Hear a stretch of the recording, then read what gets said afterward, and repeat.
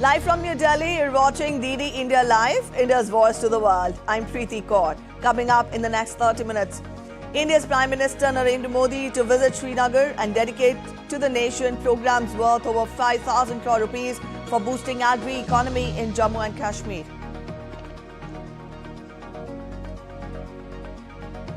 India's External Affairs Minister Dr. S. Jaishankar participates in the first Raisina roundtable in Tokyo, a key step towards enhancing track tool exchanges between India and Japan. 3 sailors killed in the first fatal attack on Red Sea shipping.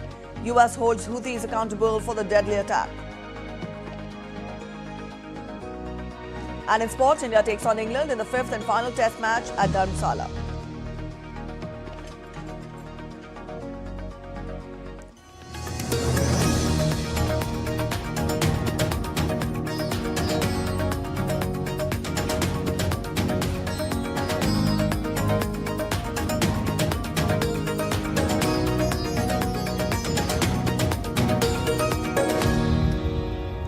With an aim to boost agri-economy and tourism in Jammu and Kashmir, Indian Prime Minister Narendra Modi will visit Srinagar and participate in the Viksit Bharat Viksit Jammu Kashmir program on Thursday.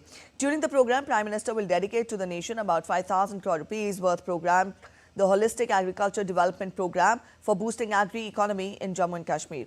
The program is expected to equip about 2.5 lakh farmers with skill development via dedicated Daksh Kisan portal.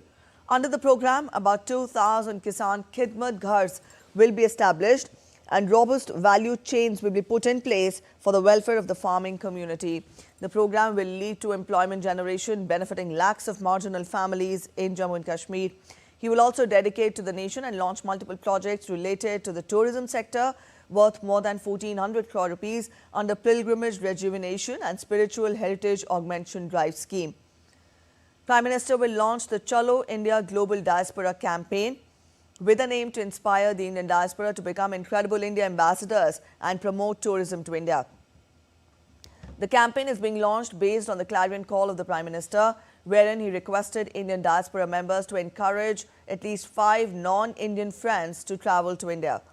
With more than 3 crore overseas Indians, the Indian diaspora can serve as a powerful catalyst for Indian tourism, acting as cultural ambassadors.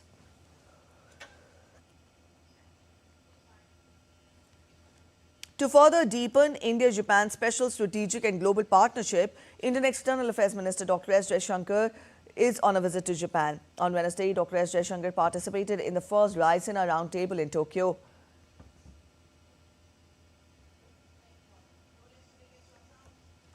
As to powers that are so central to multipolarity in Asia, it is also in our common interest that the overall balance remains in favor of freedom, openness, transparency, and a rules-based order. The world will watch how we support each other in this shared goal through various relationships and initiatives. FOIP, which Prime Minister Kishida mentioned at length, is particularly important in this regard. The minister stated that the world will watch how we will support each other in the shared goals through various relationships and initiatives. Transformation of India makes us a more effective and credible partner. Whether it is the ease of doing business, infrastructure development, ease of living, digital delivery, a startup and innovation culture, or shaping the international agenda, India is clearly a very different country today. This is important for Japanese to recognize. During his visit, the minister will hold 16th India-Japan Foreign Minister Strategic Dialogue with his Japanese counterpart. The two ministers are expected to discuss issues of bilateral, regional and global importance and also exchange views on cooperation for a free, open, inclusive, peaceful and prosperous Indo-Pacific. India-Japan Special Strategic and Global Partnership has further deepened in the last decade in the areas such as defense and digital technologies, semiconductor supply chains, clean energy, high-speed rail, industrial competitiveness and connectivity. External Affairs Ministers' visit and meetings in Tokyo will provide strategic guidance to our functional cooperation in these areas. Up next, we take a look at other stories making it to the headlines today from India. Defying the odds, A 3 feet tall Dr. Ganesh Bharaya completes his MBBS degree. The 23-year-old Bharaya did not give up when the Medical Council of India disqualified him from pursuing MBBS owing to his short height. Now qualifies to compete for the title of the shortest doctor in the world.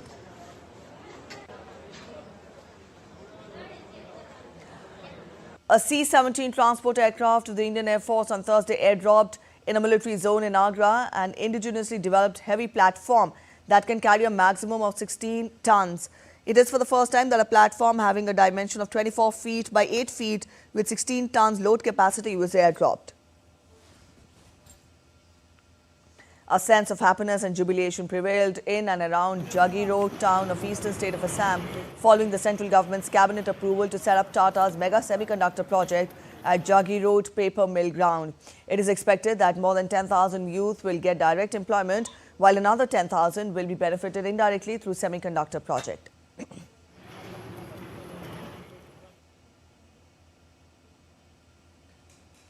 A massive fire broke out at a scrapyard in India's Thane. 12 fire tenders reached the spot and after hours of efforts extinguished the fire. What caused the fire is yet to be ascertained. Many vehicles kept in the scrapyard were destroyed in the fire.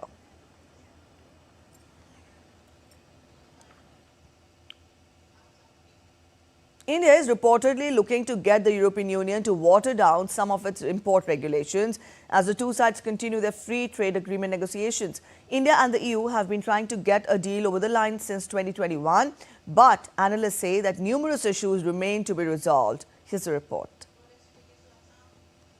Indian officials are reportedly speaking to their European counterparts to resolve outstanding trade issues in the pharma, agricultural and electrical components sectors. The European Union's carbon tariffs and anti-deforestation regulations appear to be making things difficult, though. Some reports suggest that they are blocking about 10% of Indian imports from entering the European markets. Officials say the EU's regulations could be too much for businesses from the developing country, and if the businesses pass on that cost of compliance to the customers, it could make them uncompetitive. Now, analysts believe that this is one of the biggest reasons why India-EU trade has broadly remained stagnant over the past few years. Though the EU remains India's third biggest trade partner, estimates suggest that some Indian imports have actually declined. Reports say agricultural imports in the past 5 years came down to $3.12 billion in the financial year 2023 from $3.36 billion in 2018. The European Union says it's committed to regulating imports, to ensuring quality, but also to making sure that it hits its sustainability targets. Now, officials are saying that the negotiations are in their final stages, but with a lot of the issues still remaining to be ironed out, it's unclear when this whole thing is going to be finalized. Shan Ged in Brussels, reporting for DD India. A Houthi missile attack on a commercial ship in the Gulf of Aden killed at least 3 people on Wednesday. U.S. Central Command said that the first fatalities reported since the Iran-aligned Yemeni group began a campaign of strikes against shipping in the area. 4 other crew members were injured, with 3 in critical condition, and the vessel sustained significant damage, U.S. Central Command said in a statement. Houthis claimed responsibility for the attack, which set the Greek-owned Barbados flagship True Confidence ablaze around 50 nautical miles off the coast of Yemen's port of Aden.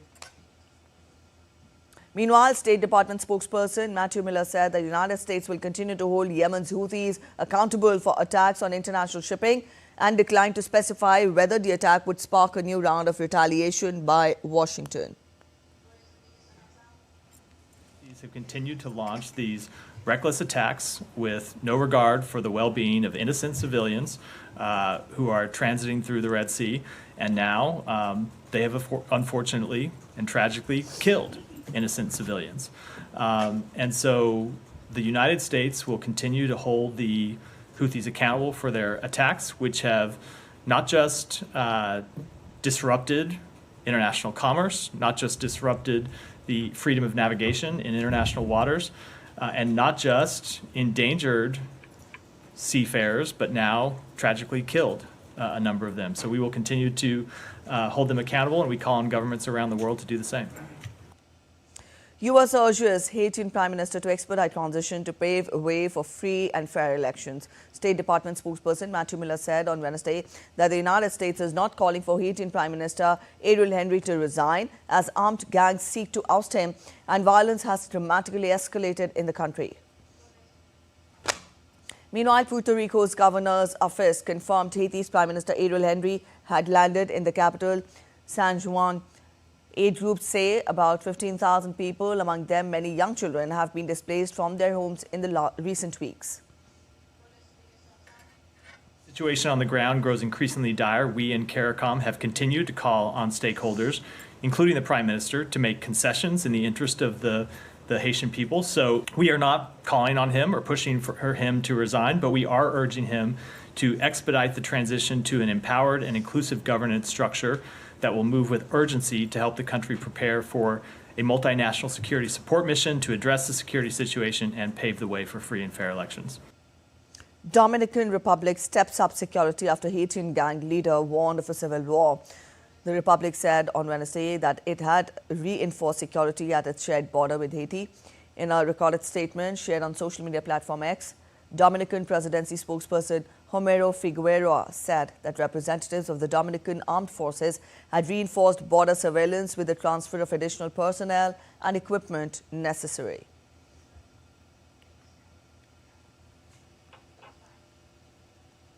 In the United States, former South Carolina Governor Nikki Haley has suspended her bid for the White House, clearing the way for Donald Trump to take the Republican Party's nomination. Haley's departure means November's presidential election will be a rematch between Trump and Democratic President Joe Biden. DD India's correspondent Nick Harper reports from Washington. 243 days until the US presidential election, and we already know that it will be a rematch between Donald Trump and Joe Biden, the same two candidates from the 2020 election 4 years ago. That became the state of play after Trump's rival, Nikki Haley, suspended her campaign on Wednesday. She dropped out after it became clear there was no viable path to her clinching the Republican Party nomination, winning it from Donald Trump. She lost 14 out of the 15 states that were up for grabs on Super Tuesday. In her speech to supporters in her home state of South Carolina, when she announced her suspension of her campaign, she didn't endorse her rival Donald Trump. She instead said it's now up to him to earn her voters. And it's really a case of what those voters now decide to do that could swing the election in November, either in Donald Trump's favour or Joe Biden's favour. Because they have a choice. Do they support the former president? Do they stay at home? Or, with their more moderate views, do they instead decide to side with Joe Biden himself?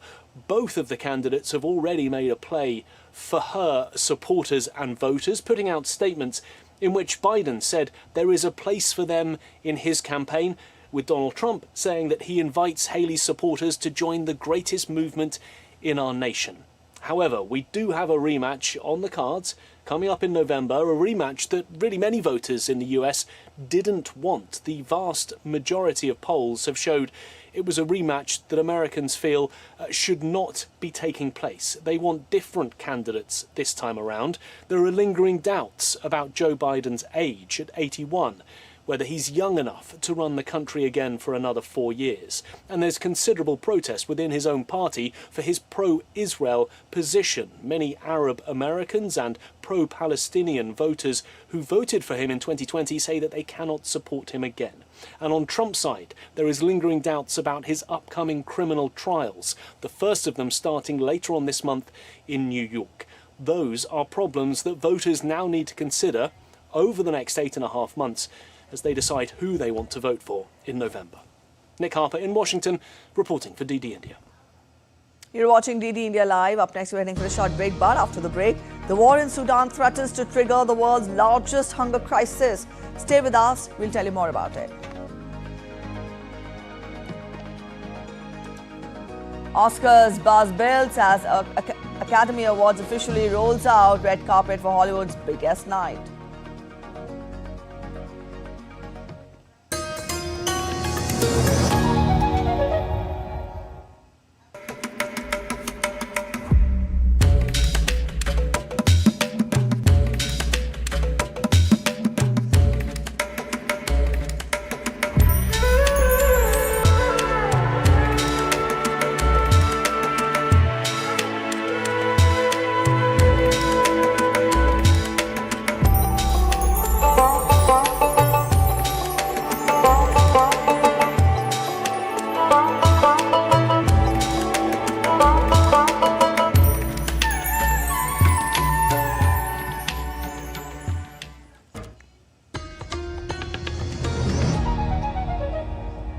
Welcome back after the break. You're watching DD India Live. Let's get to more international updates.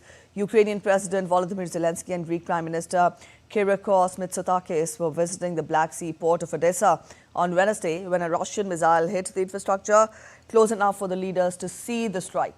The attack occurred at an estimated 500 to 800 meters distance from the delegation. The strike killed 5 people, a Ukrainian Navy spokesperson said. Greece will continue standing at Ukraine's side, Prime Minister Kyriakos Mitsotakis said on Wednesday after meeting Ukrainian President Volodymyr Zelensky. Mitsotakis visited a residential building, the site of Russian drone attack on Saturday that killed 12 people. He said that during his tour, sirens had sounded and they heard a big explosion as they headed towards their cars.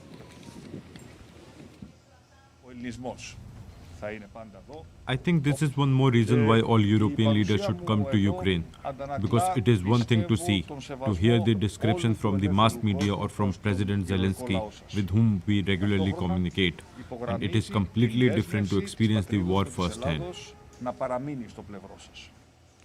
China has accused the United States of using the Philippines as a pawn in the South China Sea, as relations between the two Asian nations have deteriorated over their territorial dispute in the region. Manila says that Chinese Coast Guard vessels caused 2 collisions with Philippine boats and fired water cannons at one of them during a resupply mission. DD India's Kate Fisher gets us more from Washington. The US State Department condemned China's repeated obstruction of Filipino vessels undertaking lawful maritime operations in the South China Sea. The Chinese Foreign Ministry defended its actions, saying it had been taking, quote, control measures against the Philippines' illegal intrusion into waters that it claims, as well as accusing a Philippine ship of intentionally ramming a Chinese one and saying that the Philippines should not let itself be at the mercy of the United States. Well, the US has said it stands with its ally, the Philippines, and has reaffirmed that the mutual defence treaty they share extends to armed attacks on Philippine armed forces, public vessels or aircraft, including those of its Coast Guard, anywhere in the South China Sea. Filipino President Ferdinand Marcos Jr. said that though he viewed the actions against the country's Coast Guard with great alarm, it is not the time or the reason to invoke that treaty. Well, Tuesday's collisions follow similar incidents in December, with hostilities between Beijing and an increasingly assertive Philippines worsening. China lays claim to almost the entire South China Sea, ignoring competing claims from several Southeast Asian nations and an international arbitration ruling to the contrary. In Washington, Kate Fisher, reporting for DD India. North Korean leader Kim Jong-un orders heightened war preparations. State media said that the North Korean leader Kim Jong-un inspected field training of troops at a major military operations base in the western region of the country and ordered heightened readiness for war. According to the report, Kim said the military must dynamically usher in a new heyday of intensifying the war preparations in line with the requirements of the prevailing situation. The tour of the base came after the start of annual combined military drills by US and South Korean forces on Monday in the south. The war in Sudan threatens to trigger the world's largest hunger crisis, according to a warning by the United Nations Food Programme. Half of the Sudanese population are facing food insecurity as the conflict covers large areas and aid delivery is hampered. DD India's Naba Mohiddin reports from Port Sudan. The conflict in Sudan is having devastating consequences for millions of people across the country. The war and its impact on the economy have contributed to a hunger crisis, where 25 million people now are in need of food aid, according to the World Food Programme. Poor harvests, climate change, and obstacles to aid delivery are exacerbating the situation. About 5 million people are experiencing emergency levels of food insecurity, with more than 3/4 of them trapped in areas where humanitarian access has been hampered or impossible due to the ongoing fighting. More than 12,000 people have been killed since the war broke out last April, about 10.7 million people are now displaced in the country by this and previous conflicts. And that has triggered the world's largest internal displacement of people. Many countries, including the United States and Saudi Arabia, have tried to mediate between warring generals to bring an end to Sudan's war without reaching a resolution. The civil war shows no sign of easing after nearly a year of fighting, and experts believe that the number of people facing a hunger crisis will grow throughout the year 2024. Naba Muhyiddin, in Port Sudan, reporting for DD India. A quick look at other stories making it to the headlines from across the world now. Around 175 firefighters with 30 fire engines were tackling a blaze in an East London police station. Thick plume of smoke rose from the building which started burning. Local police said it was not yet aware of any injuries resulting from the incident and that policing in the area was continuing as normal. New Mexico jury on Wednesday found Rust film armorer Hannah Gutierrez guilty of involuntary murder, ending a trail over Hollywood's first on-set fatal shooting in nearly 30 years. Jurors acquitted Gutierrez on the second charge of evidence tampering. Hannah could face up to 3 years in state prison. Conservationists raise concerns over proposed road project that is expected to run through a popular tourist destination, Aberdare National Park in Kenya. The construction of the Mau Mau Road project would be disrupting the ecosystem and communities of the region that rely on it for water and hydroelectric power generation. Oscars buzz builds up as the Academy Awards officially rolled out the red carpet for Hollywood's biggest night. Producers decided to go back to the classic red carpet with hanging lighting equipment and adorning the catwalk. The Oscars takes place on Sunday at the Dolby Theatre in Los Angeles, California. Hey Jimmy, how's it going? International Women's Day is celebrated every year on March 8th, a day to celebrate the achievements of women in every field. To mark this year's International Women's Day, India's low-cost carrier Indigo Airlines have dedicated it to girl power. To speak more on this, DD India's correspondent spoke to Indigo Airlines captain Priyanka, who spoke about her achievements in a highly male-dominated field and also the challenges she faced. Let's listen in. Celebrates the International Women's Day. I'm joined by Captain Priyanka from Indigo Airlines. Welcome to Doordarshan, ma'am. So we are at a station which is, depicts the girl power by Indigo. You are a captain and a girl who is flying big jets. How has been your experience? We are already doing that. Indigo has the highest number of female pilots in the world. So I think we are already reaching where you mentioned. It's incredible. It's very respectable. It's fulfilling, thrilling. It's full of adventure. Well, of course, if you could also tell us about the challenges many women face in an industry which was probably dominated by men just some time back. It is still dominated by men. Companies like Indigo is definitely taking the right steps to change that thought process. We are challenging the stereotypical thought process, and we are able to see a lot of women in aviation workforce. That is definitely very challenging, but I think women of today are very clear what they want. They know where they want to reach in life. They know where their space is, and they are working hard towards it. It's incredible to see that. I'm told that the recent depiction inside the station here where we are standing depicts the women power of India. If you could tell us more about it. I personally feel this word women power, girl power is basically an amalgamation of all the women that have been through this journey all over the years before us. They've paved the path for us so that today here we can stand tall and say that, oh, I'm proudly standing in front of you as the first female pilot from Amravati. Well, thank you Priyanka, and I'm sure many would be inspired by looking at your career, graph, and we hope that more women take to flying. With camera person Ramakant, this is Dibyendu Mondal from New Delhi for DD India. Let's take a look at sports now. The 5th edition of National Youth Parliament Festival 2024 represented equal participation of women. Now, out of the thousands of participants, only 29 made it to the parliament to represent their state. And interestingly, out of the top 3 winners, 2 are women. All the winners extended special wishes to the women on International Women's Day and expressed their hope of having more representation of women in the coming years at parliament as well. Let's listen in. To give my message on Women's Day, I must tell all of you that I have been raised by wonderful women, including my mother, whose name is Shakuntala Devi. And I believe that today when I live in this nation, when women don't only lead houses, they lead the army of this nation, they will soon lead the parliament, they will soon lead the economy and society of this nation. Today, it's a time that as young people, we imagine a day where a day like National Women's Day is no longer required. Women develop so much in this nation that men demand asking for National Men's Day. That is my dream for this Women's Day in this nation. Congratulations for the upcoming Women's Day. When we think about women, they are not just the homemakers. They are the best savers in the country. Because when there is peace in the home, there is peace in the world. So it's right time to appreciate and acknowledge the deeds of our women. Happy Women's Day.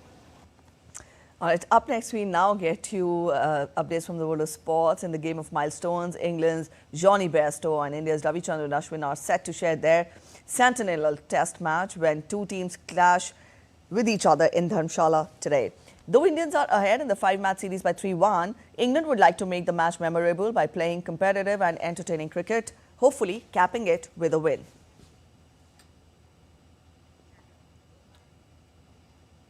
Taking stock of the ongoing Deaf T20 Cricket World Cup being held in Sharjah, DD India correspondent Sharad Mudgal reported that the Indian cricket team had reached the stadium to play for the first match between India and Bangladesh on Wednesday. However, due to internal reasons of Bangladesh Deaf cricket team, the team could not come to the stadium.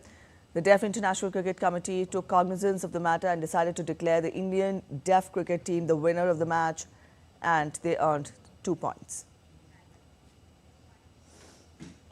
That's it in this edition of DD India Live, but let us know your thoughts on the news of the day.